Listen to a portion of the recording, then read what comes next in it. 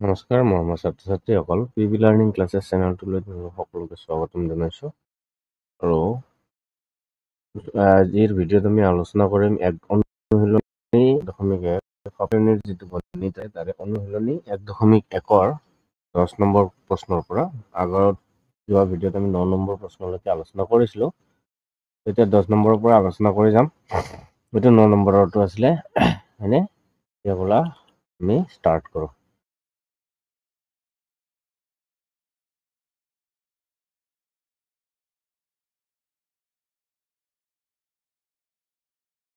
ইয়াতে কি কৈছে চোৱা, যে এজন মানুহে কি কৈছে এ স্থানৰ পৰা 14 কিলোমিটাৰ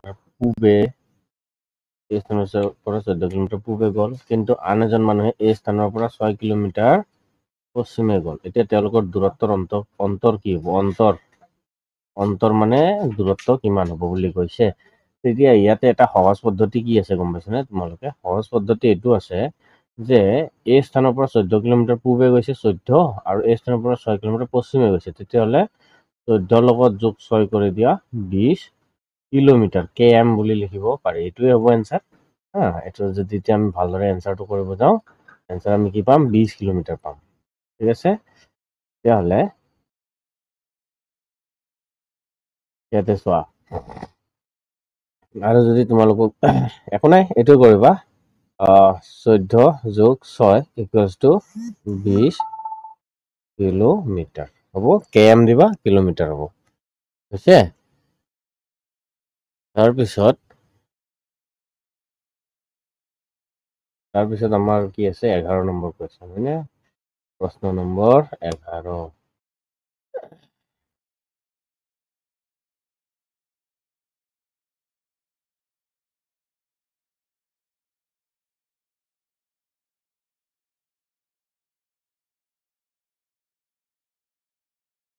নম্বৰটোত কি কৈছে যে এজন মানুহ আছিলে, মানুহজনৰ টকাৰ খৰচৰ কথা কৈছে।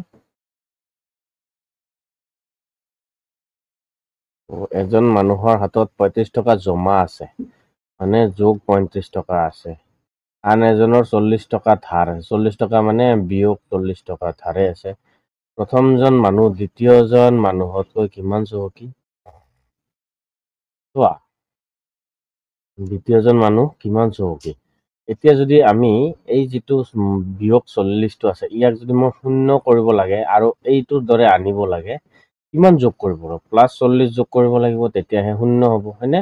আৰু +35 যোগ কৰিব লাগিব, তেতিয়াহে এইটো কিমান পাম? 35। এইটো আৰু এইটো সমানে হ'ব, হ'বনে নাই? তেতিয়াহ'লে এই 40টো আৰু এই 35টো যোগ কৰিলে কিমান পাম? 40 আৰু 35 যোগ যদি কৰোঁ 75 বেছি হ'ব। 75 কিমান চহকী? 75 চহকী। 75 টকা চহকী হ'ব। বুজি পালা এতিয়া? তাৰমানে কি কৰিব লৈছিলে? এতিয়া মই বুজাই দিলোঁ এইটো বস্তু। এতিয়া তোমালোকে এইটোৱে কৰিবা, 40 টকা তেওঁতো ধাৰে হৈ আছে, হয়নে নহয়? 40 টকা, 35 টকাটো জমা আছে। এওঁৰ কি হ'ব? এইটো ধৰা A আৰু এইটো হ'ব B, মানে এৰ লগত কিমান আছে? 35 টকা জমা আছে, আৰু বিৰ লগত 40 টকা ধাৰ হৈ আছে। তেনে বিতকৈ A কিমান চহকী হ'ব? তেতিয়াহ'লে তুমি কি কৰা? এৰ 35 টকাটো ঠিকেই আছে, আৰু বিৰ 40 টকা এইটো যোগ কৰি দিয়া। যোগ কৰি দিলে কিমান পাবা? 75 টকা। 75 টকা চহকী। বা এইখিনি এনেকৈও কৰিব পাৰি। এতিয়া কি কৰিবা? এইটো এনেকৈ থাকিব জানো? এনেকৈ থাকক নহ'লে, হয় না? তোমালোকে বুজি পাবৰ কাৰণে এইটো এনেদৰে থৈ দিওঁ। তাৰপিছত কিমান টকা চহকী হ'ব, হয়নে নহয়?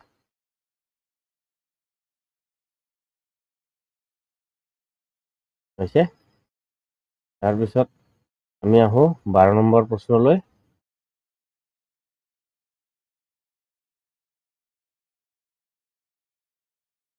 12 নম্বৰটো তাপমাত্ৰাৰ কথা কৈছে, হয়নে? তাপমাত্ৰা কোনো এটা মঙলবাৰে পুৱা 5 বজাত, টাইমটো চাবা দেই, ৰাতিপুৱা 5 বজাত গুৱাহাটীত তাপমাত্ৰা আছিল 25 ডিগ্ৰী, হয়নে? এতিয়া আমি এনচাৰটো লিখি লওঁ আগত। তাৰপিছত চোৱা, তাৰপিছত কি কৈছে? কিন্তু বিয়লি 2 বজাত তাপমাত্ৰা 8 ডিগ্ৰী চেলচিয়াছ বাঢ়িল। প্ৰথমতে কিমান আছিলে 25 ডিগ্ৰী, তাৰ লগত 8 ডিগ্ৰী সেলসিয়াছ বাঢ়িল হয়নে? যদি 8 ডিগ্ৰী সেলসিয়াছ বাঢ়িছে এইটো যোগ হ'ব। তাৰপিছত কি হৈছে আৰু ৰাতি 10 বজাত 3 ডিগ্ৰী কমি গ'ল, তেনেহ'লে -3 ডিগ্ৰী, এইটো এনেকৈ গৈ থাকা। তাৰপিছত বুধবাৰে দুপৰীয়া 12 বজাৰ পিছত তাপমাত্ৰা পুনৰ 5 ডিগ্ৰী বাঢ়িলে, তেতিয়াহ'লে আৰু 5 ডিগ্ৰী যোগ কৰি দিয়া। এই সময়ত তাপমাত্ৰা কিমান হ'ল? এতিয়া কৈছে তোমাক কিমান হ'ল, এইটো গোটেইখিনি যোগ কৰিলে কিমান পাবা? 25 হয়নে? এইটো চোৱা এইটো ইয়াতে আছে 25 ডিগ্ৰী আৰু যোগ 8 ডিগ্ৰী আৰু যোগ 5 ডিগ্ৰী। 25ৰ লগত 5 যোগ কৰিলে 30, 30 আছে 38, 38ৰ পৰা যদি আমি 3 বিয়োগ কৰি দিওঁ, 38ৰ পৰা এই 3টো বিয়োগ হ'ব। 38ৰ পৰা যদি এই 3টো বিয়োগ কৰি দিওঁ আমি কিমান পাম? মানে 38ৰ পৰা যদি 3 মাইনাছ কৰি দিওঁ 35 পাম হয়নে? তেনেহ'লে ইয়াতে আমি কিমান পাম? 35 ডিগ্ৰী। এইটোৱে হ'ব এনসাৰ। ঠিক আছে, আশা কৰোঁ তোমালোকে ধৰিব পাৰিছো কেনে ল'ব লাগে। হ'ল পিছৰ প্ৰশ্ন।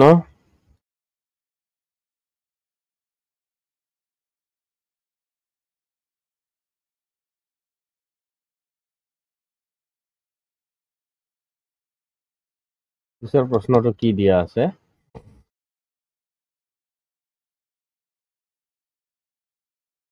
অনুৰাধাই বেংকত কি কৰিছিলে? 3200 টকা জমা থলে। ওকে, আমি প্ৰথমতে এনসাৰ বুলি লিখি লওঁ, তাৰপিছত লাহে লাহে কামটো কৰিয়ে থাকিম হয়নে? তাৰ পিছদিনা 2540 টকা উলিয়াই আনিলে, মানে প্ৰথমতে জমা কিমান আছিলে? 3200 টকা আৰু 2540 টকা দাই উলিয়াই আনিলে, বিয়োগ কৰিলে। টকাখিনি উলিয়াই অনাৰ পিছত বেংকত অনুৰাধাৰ কিমান টকা জমা থাকিল? জমা কিমান থাকি গ'ল বুলি কৈছে? 0 0, এইটো 10ৰ পৰা 4 গ'লে 6 হয়নে? 11ৰ পৰা 5 গ'লে 6, 660 টকা কি থাকিল? জমা থাকিল। এইটো যদি মই এনেকৈ দাগ দিওঁ 660 টকা, বুজি পালানে? 660 টকা হ'ল। তেনেহ'লে অনুৰাধাৰ কিমান টকা জমা থাকিল? 660 টকা জমা। তোমালোকে এনেকৈ লিখিবা, এইখিনি লিখিলেও হ'ব, আৰু যদি আৰু ভালকৈ লিখিব পাৰা তেতিয়াহ'লে লিখিবা যে এতেকে 660 টকা জমা থাকিল। এনেধৰণে লিখিলে আৰু তাতে তোমাৰ নম্বৰ কাটিবৰ কাৰণে কোনো চান্সেই নাথাকে। হ'ল। এইটো তাৰমানে কি হয়, যেনেধৰণে পৰীক্ষাত বা তোমালোকৰ স্কুলত কৰিব দিলে যেনেধৰণে কৰিবা ঠিক তেনেধৰণেই কৰা হৈছে। এতিয়া আহোঁ আমি পিছৰ কুৱেশ্যন 14 নম্বৰ। 14 নম্বৰত কি কৈছে যে দুটা সংখ্যাৰ যোগফল যদি বিয়োগ 5 হয়, যদি এটা সংখ্যা 18 হয় আনটো সংখ্যা কিমান? 18 লগত 5 যোগ কৰি দিয়া 23 হৈ যাব হয়নে? তাৰমানে তোমাক প্ৰশ্নটোত ক'বলৈ বিচাৰিছিলে কি, সেইটো বস্তু মন কৰা তোমালোকে চোৱা। দুটা সংখ্যাৰ যোগফল যদি বিয়োগ 5 হ'ব লাগিব, দুটা সংখ্যা যোগ কৰিলে। এটা সংখ্যা যদি 18 হয়, যদি এটা 18 হয় আৰু 18 লগত -5 আছে, মানে এইটো যোগ 5 কৰি দিয়া, কিমান হ'ব? 23। এই 23টোৰ আগফালে বিয়োগ চিন বহিব, বুজি পালানে? এই 23টোৰ আগফালে বিয়োগ চিন বহিব। তেতিয়াহ'লে তাৰমানে তোমাক এইটোৰ কথা কৈছে যে এটা সংখ্যাটো 18 আছে আৰু এটাৰ লগত যোগ কৰিলে কি সংখ্যা যোগ কৰিম? যিটো নেকি হোৱাৰ পিছত ইয়াতে -5 আহিব। -5 আমি কেতিয়া পাম? যেতিয়া নেকি ইয়াতে আমি কি কৰিম? মাইনাছ অলপমান বেছি হৈ গ'ল নেকি? এইটো কি কৰিম তেতিয়া? -23 ল'ম। -23ৰ পৰা মানে 23ৰ পৰা যদি আমি 18 বিয়োগ কৰোঁ কিমান থাকে? 13 8 দিলে 5 থাকে। তেনেহ'লে যিহেতু কি আছে, এই ডাঙৰ সংখ্যাটো বিয়োগত আছে, তেতিয়াহ'লে যিটো এনসাৰ আহিব এই এনসাৰটো মাইনাছতে আহিব, বিয়োগ চিহ্নতেই আহিব। ঠিক আছে, এইটো বস্তু তোমালোকে চাগে নিশ্চয় গম পাইছে। তাৰপিছত 15 নম্বৰলৈ আহোঁ। কি কোৱা আছে? -23ৰ লগত বিয়োগ 23ৰ লগত কি যোগ কৰিলে যোগফল 0 হ'ব? ওকে, প্ৰথমতে এইটো চোৱা, একদম সাধাৰণভাৱে চিম্পলভাৱে কথাটো কৈছে। কি কৈছে? তোমালোকক -23 আছে তাৰ লগত কি যোগ কৰিবা যে এইটো যোগ কৰিলে মানে এইটো যোগ কৰিলে কি পাবা 0 পাবা আমি কি জানো ইয়াতে আমি কি যোগ কৰিব লাগিব 23 যোগ কৰিব লাগিব 23 কৰিলে তেতিয়া 0 আহিব কাৰণ বিয়োগ 23 আৰু যোগ 23 কাটা যাব বুজি পালানে এটোৱে হ'ব উত্তৰ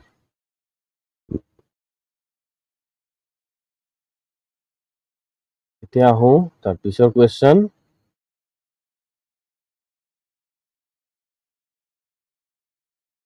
16 নম্বৰ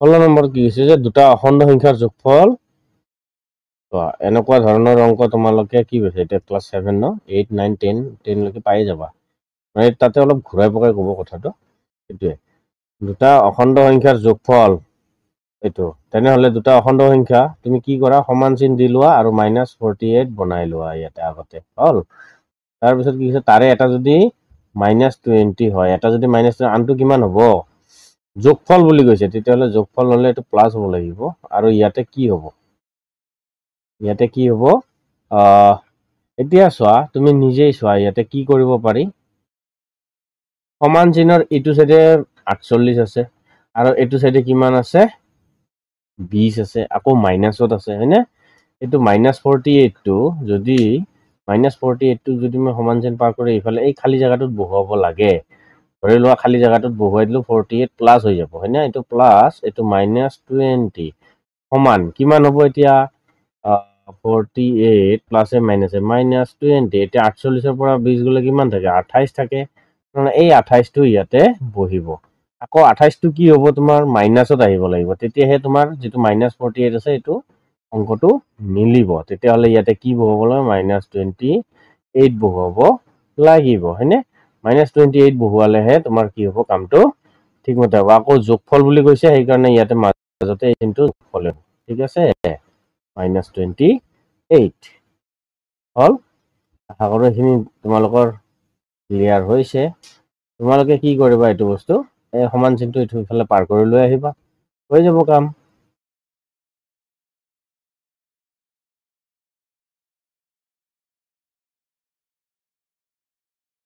এতিয়া 17 নম্বৰটো কি কৈছে চোৱা সংখ্যা ৰেখা ব্যৱহাৰ কৰি মান নিৰ্ণয় কৰিব লাগে 1 নম্বৰ 2 নম্বৰ 3 নম্বৰ 4 নম্বৰ চোৱা বহুকেইটা আছে নাই আমি কি কৰিম প্ৰথমতে এটা এটাকৈ কৰিবলৈ চেষ্টা কৰিম হয়নে সংখ্যা ৰেখা ব্যৱহাৰ কৰিব দিছে তেতিয়াহলে প্ৰথমতে আমি কি কৰো সংখ্যা ৰেখা লওঁ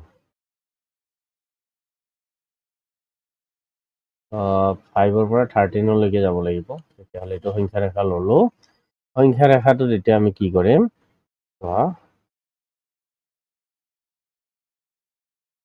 +5 আছে আৰু -3 আছে মান নিৰ্ণয় কৰিব লাগে ওকে এইটো 0 হয়নে এইটো 1 এইটো 2 এইটো 3 এইটো 4 এইটো 5 এইটো 5 তাৰপিছত ইয়াতে যদি আমি চাও প্লাসে মাইনাসে কি হ'ব মাইনাস মানে +5 এইটো ব্ৰেকেট দি আছে -+3 সমান চিন কৰিলে কি হ'ব 5 এইটো প্লাসে মাইনাসে -3 হ'ব লাগিব না না টেনচাৰটো কি আহিব লাগিব 2 আহিব লাগিব ওকে 2 আহিব লাগিব তেতিয়াহলে তুমি এক কাম কৰা 3 লৈকে বহুৱাই দিয়া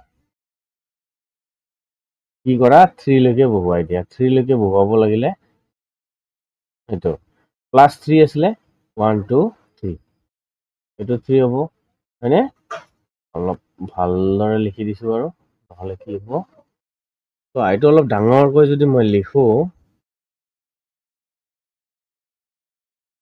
অলপ ডাঙৰকৈ লিখলে বেছি ভাল হ'ব যেন পাইছো মই হয়নে তো এইটো 0 এইটো হ'ব 1 এইটো হ'ব 2 এইটো হ'ব 3 এইটো হ'ব 4 আৰু এইটো হ'ব 5 ওকে এতিয়া মই ইয়াতে বেলেগ কালাৰ ইউজ কৰিম এই যেটো 5 আছে 5 ৰ পৰা কি কৰিছে মাইনাস কৰিছে 3 তেনেহলে 3 যদি মাইনাস কৰে ডাইৰেক্ট ইয়াৰ পৰা এটা দুটা তিনিটা পয়েন্ট হয়নে তিনিটা পয়েন্ট হলে 2 লৈকে আহিলে তেতিয়াহলে আমি কি কৰিম 3 নম্বৰ পয়েন্টটো ইয়ালৈকে আনিম ইয়াৰ পৰা হল মাইনাস কৰিব দিছে মাইনাস কৰিব দিলে আগুৱাই গুচি আহিম আগুৱাই গুচি আহিলে কি পালো 2 পালো তেতিয়াহলে এনসাৰটো সংখ্যা ৰেখা ব্যৱহাৰ কৰি মান নিৰ্ণয় কৰা বুলি কলে আমি কিমান পালো এইটো 2 পালো ঠিক আছে এটো বস্তুটো তোমালোকে চাগে নিশ্চয় বুজি পাইছা এতিয়া চোৱা 2 নম্বৰটোত কি কোৱা আছে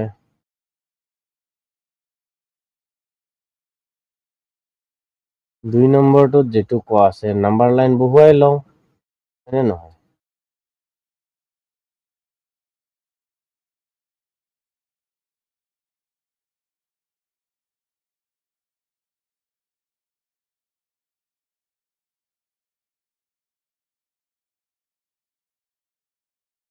নাম্বাৰ লাইন বহুৱাই দিলো তাৰ পিছত ইয়াতে যদি মই এটো যদি 0 লওঁ 0 1 2 3 4 5 6 তাৰপিছত এইফালে -5 আছে ন তো হ'ব 6 লৈকে এটো -1 -2 -3 -4 -5 এটো হ'ব -5 এটো হ'ব -4 এটো হ'ব -3 এটো -2 এটো -1 0 এটো 1 2 এটো 3 এটো হ'ব 4 এটো হ'ব 5 এটো হ'ব 6 মই 6 টো তলৰ পৰা মুছি দিছো হৈ গল এতিয়া ইয়াতে আমাৰ কি কৰিব লগা আছে +6 ওকে +6 এটো পইণ্ট ইয়াৰ পৰা প্লাস কৰিব লাগে -5 তো যেতিয়া আমি -5 কৰিব লাগে এনসাৰটো কি আহিব প্লাসৰ পিনে গৈছো আকৌ -5 হৈছে প্লাসে মাইনাসে মাইনাস আহি গৈছে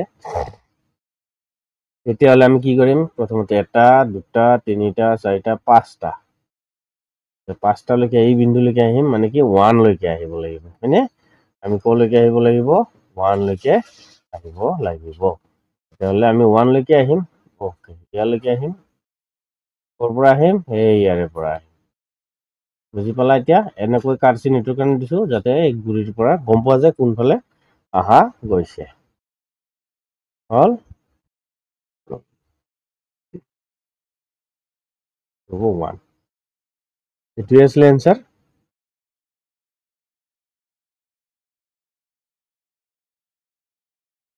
এতিয়া আহো আমি 3 নম্বৰলৈ 3 নম্বৰত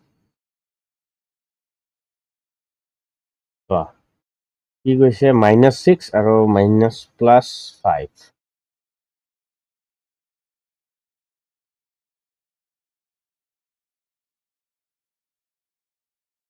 আমি নাম্বাৰ লাইন এটা লৈ লওঁ আগতে তাৰ পিছত আমি কামটো কৰিম হয়নে এটো যদি তো আমি 0 টো ইয়াতে লৈছো তো 0 তো -1 -2 -3 -4 -5 এটো -5 লিখি দিলো তো -6 এটো -6 লিখি দিলো মানে এতিয়া -6 এটো -4 এটো -4 এটো -3 -2 -1 হল এইখিনিয়ে লাগিছিলে তো এইখিনি লাগিছিলে যদি মই অলপ বহল কৰি লিখি দিব বিচাৰিম তো বেছি ঘন হৈ যায় নাম্বাৰটো হয়নে তো যাতে ঘন নহয় তাৰ কাৰণে কৰিব লাগিব এটো হ'ব -1 এটো হ'ব -2 এটো হ'ব -3 এটো হ'ব -4 এটো হ'ব -5 এটো হ'ব -6 তো -6 পৰা ইয়াতে আকৌ প্লাসে মাইনাসে মাইনাস কৰিছে তো মাইনাস যদি কৰিছে এটো বস্তু মোৰ লোৱাতে ভুল হৈছে অলপমান আগুৱাই ল'ব লাগিছিলে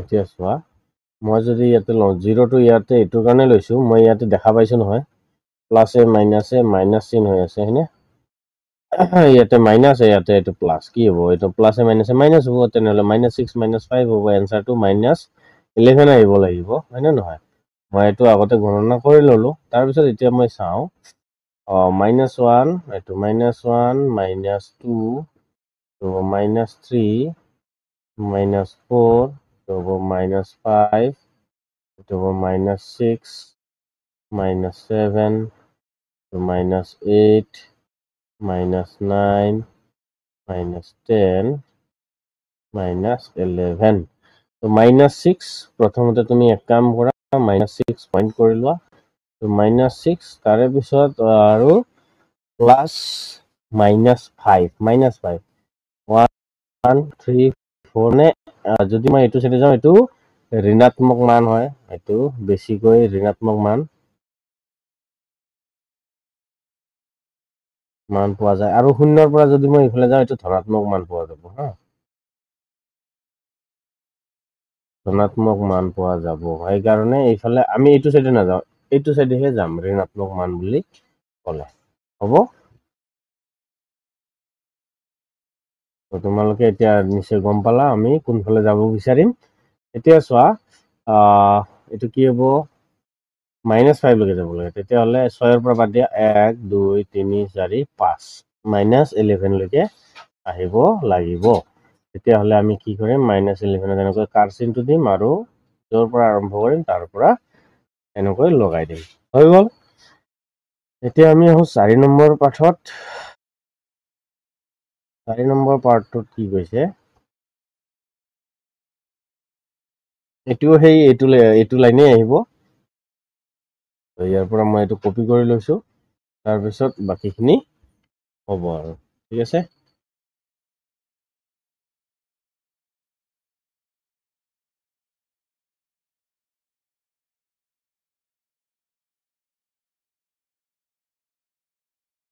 কিন্তু চোৱা ইয়াতে আমাক যিখিনি নালাগে সেইখিনি আমি মুছি দিম হয়নে আমাক যিখিনি নালাগে সেইটো আমি মুছি দিম তো ইয়াতে আমি কিহেদি চিন দিব লাগিব -8 প্ৰথমতে আমি -8 চিন দিব লাগে -8 চিনটো মই কিহেদি দিম এইটো কলাৰে দিম এইটো -8 তাৰপিছত আৰু -3 1 2 3 আমি 1 2 3 লৈকে আহিলো তেতিয়াহ'লে 1 2 3 লৈকে যেতিয়া আহিলো আমাৰ ইয়াতে এইটো চিন পৰিব প্ৰথমতে ইয়াৰ পৰা যেহেতু ষ্টাৰ্ট হৈছে ইয়াৰ পৰাই আৰম্ভণি হ'ব ঠিক আছে এইখিনি হৈ গ'ল এতিয়া চোৱা এতিয়া আমি আলোচনা কৰিম কি 4 নম্বৰ পাৰ্টটো হৈ গ'ল এতিয়া আমি চাম পিছৰ কুৱেশ্যনটো কি কোৱা আছে পিছৰ প্ৰশ্ন 18 নম্বৰ তলৰ উক্তিসমূহ শুদ্ধ নে অশুদ্ধ বিচাৰ কৰিব দিছে ওকে প্ৰথমতে এটা লওঁ তাৰপিছত বাকীখিনি লৈ ল'ম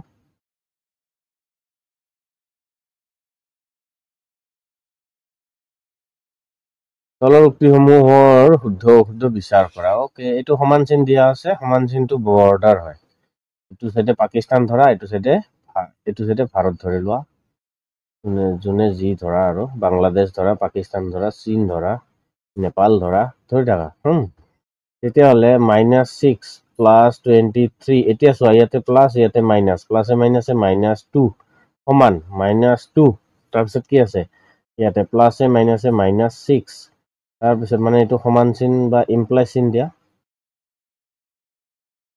তাৰপিছত ইয়াতে +23 ওকে তোমালোকে এটা কাম কৰিব পাৰো +23 ইফালেও আছে +23 ইফালেও আছে তাৰপিছত ইয়াতে -2 এইটো সাইডেও আছে -2 এইটো সাইডেও আছে হয়নে তাৰপিছত তোমালোকে -6 ইফালেও আছে -6 ইফালেও আছে তেনেহ'লে কি হ'ব দিস ইমপ্লাইজ সমান চিনৰ এইটো সাইডে 0 হ'ল সমান 0 এইটো সাইডেও 0 হৈ গ'ল হয়নে নহয় যদি 0 হৈ গ'ল 0 0 এতেকে এই তলৰ উক্তিসমূহ শুদ্ধ অশুদ্ধ বিচাৰ কৰা তেনেহ'লে এতেকে কি হ'ব এইটো শুদ্ধ হ'ল এতিয়া 2 নম্বৰ খণ্ডটোত চাওঁ 2 নম্বৰ খণ্ডটোত কি দিয়া আছে মানে 2 নম্বৰ পাৰ্টটোত কি দিয়া আছে সেইটো চাওঁ এতিয়া তোমালোকে নিশ্চয়কৈ বুজি পাইছো ইয়াতে কি ক'ব বিচাৰিছো মই আৰু ইয়াতে কেনে ধৰণে কামবোৰ হৈ আছে হয়নে নাই বিশেষ তোমালোকে সহজভাৱে ভাবি ল'লে এইটো সহজে হ'ব আৰু তোমালোকে টান বুলি ভাবিলেতো টান হ'বই নিশ্চয়কৈ গমেই পাব লাগে হয়নে নহয় চোৱা ইয়াতে কি আছে এই বন্ধনীটোৰ ভিতৰত কি আছে 16 পৰা 15 বিয়োগ কৰিছে তেতিয়াহ'লে 16 পৰা 15 বিয়োগ কৰিলে ইয়াতে কিমান থাকে 1 থাকিব তুমি নিশ্চয়কৈ গম পাইছো ইয়াতে তেনেহ'লে এইটো 1 তাৰপিছত ইয়াতে প্লাসে মাইনাসে -7 সমান ইয়াতে প্ৰথমতে 16 থাকিল মাইনাস চিনেই থাকিল এতিয়া এই বন্ধনীৰ ভিতৰত কি আছে 15 আৰু -7 তো 15 ৰ পৰা 7 গুচি গ'লে কিমান থাকে 8 আৰু বাহিৰৰ ব্ৰেকেটৰ বাহিৰত মাইনাছ চিন আছিলে, এইটো থাকি গ'ল, হয় নে নহয়? এতিয়া 16ৰ পৰা 8 গ'লে কিমান থাকে? 8 থাকে। দিছ ইমপ্লাইজ এইটো কিমান হ'ব? -6 হ'ব, কাৰণ 1 টকা জমা দিলে 7 টকা ধাৰে আছিলে, 1 টকা ঘূৰাই দিলে কিমান থাকে? 6 টকা। তো -6 আৰু এইটো সমান কিমান হ'ব? 8 টকা। এইটো সমান হ'ব পাৰে জানো? নহয়, এইটো এনেকৈ কাটা হ'ব।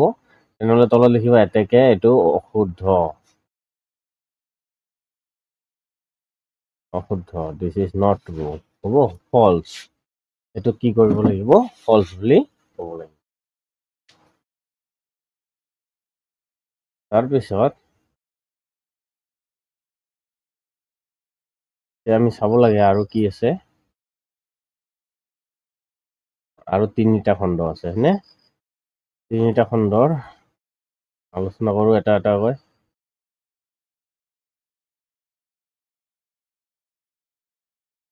স্বাভাৱিক সংখ্যাসমূহ বিয়োগত আবদ্ধ। স্বাভাৱিক সংখ্যাত বিয়োগ সম্পৰ্ক আছে জানো? নাই। স্বাভাৱিক সংখ্যা ক'ৰ পৰা আৰম্ভ হয়? 1ৰ পৰা আৰম্ভ হয়, 2, 3, 4 এনেকৈ গৈ থাকে, ক'লৈকে যায় নাজানো, অসীমলৈ যায় মানে। গৈ থাকে যায় নাজানো। ইয়াতে ঋণাত্মক মান আছে জানো? নাই। তেতিয়াহ'লে বিয়োগত আবদ্ধ হ'বই নোৱাৰে, হয় নে নহয়? তেতিয়াহ'লে এইটো কি হ'ব? তোমালোকে নিশ্চয়কৈ গম পাইছা এইটো কি হ'ব? স্বাভাৱিক সংখ্যাসমূহ বিয়োগত আবদ্ধ নহয়, হ'ব? এইটো লিখিব পাৰো। স্বাভাৱিক সংখ্যাসমূহ বা ডাইৰেক্ট অশুদ্ধ লিখি দিয়া হৈ যাব। সংখ্যাসমূহ বিয়োগত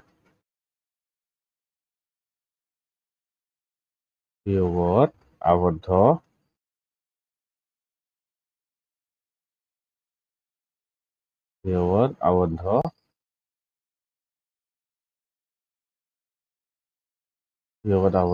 নহয়। হৈ গ'ল এইটো এনচাৰ। তাৰপিছত 4 নম্বৰ পাৰ্টটো চাওঁ। 4 নম্বৰত কি কৈছে?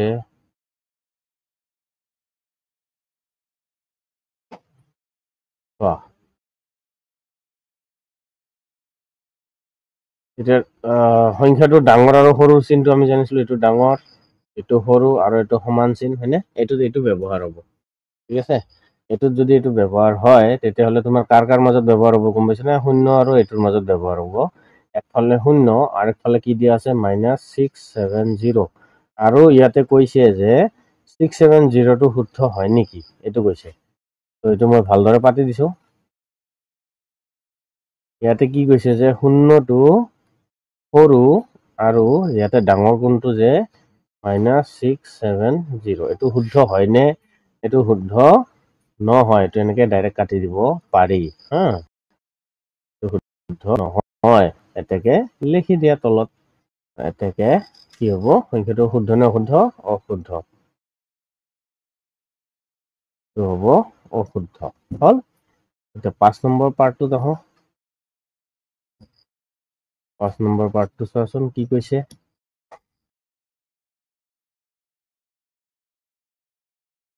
যে বিয়োগত ক্ৰম বিনিময় আৰু সহযোগ ধৰ্মৰ প্ৰযোজ্য নহয়। এইটো শুদ্ধ হয় কিন্তু, ঠিক আছে?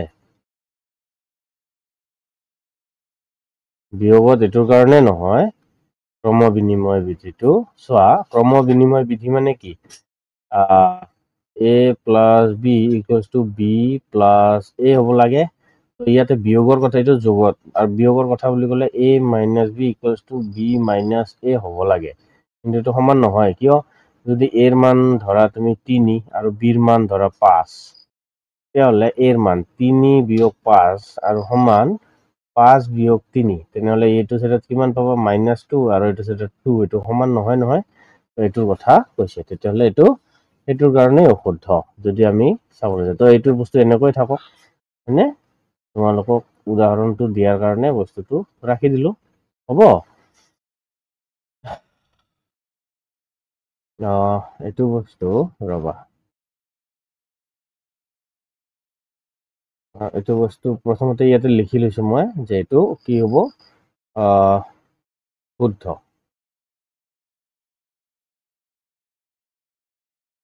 শুদ্ধ কাৰণ এইটো চোৱা কাৰণ তাৰপিছত ইয়াতে চোৱা